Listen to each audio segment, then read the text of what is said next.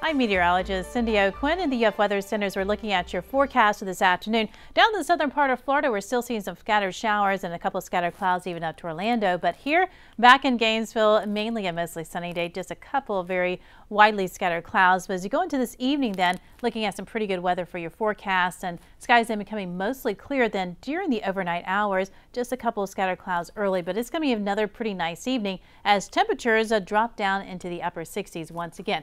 Here's the three big things we're talking about for today. Sunny and dry. We have dew points in the 60s, and that's been giving us less humid conditions. Again, those very pleasant evenings and overnights. Now we do have a warm up ahead by midweek. We're expecting near record highs, and we're talking like 95 degrees, some places maybe even 96 or so. And then we have a surface low for the weekend, which is going to bring us back to some cooler temperatures as we fall back down into the upper 80s.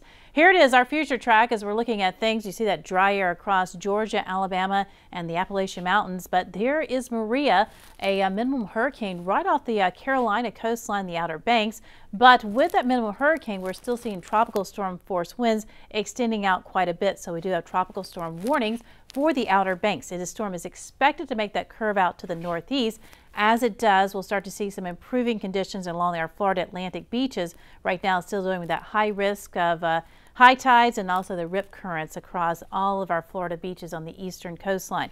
But one thing we are enjoying from Maria is that drier air that's been funneling down. But we're going to see those temperatures really starting to warm then as we're getting into Thursday. And that's when we could see some records being set or at least tied across portions of north central and north Florida. So that is what we're looking at, that drier air with those near record temperatures. Now, as you're going into Friday, though, notice how all this dry air is around, but that moisture is starting to push a little bit more back to the north. We'll bring in that chance of a rain shower on Friday with an upper level low, but as that surface low develops, that pulls even more moisture our way. We're looking at more of a tropical air mass returning, and then those temperatures then with more cloud cover and the rain around actually dropping back down to the upper 80s then by Saturday.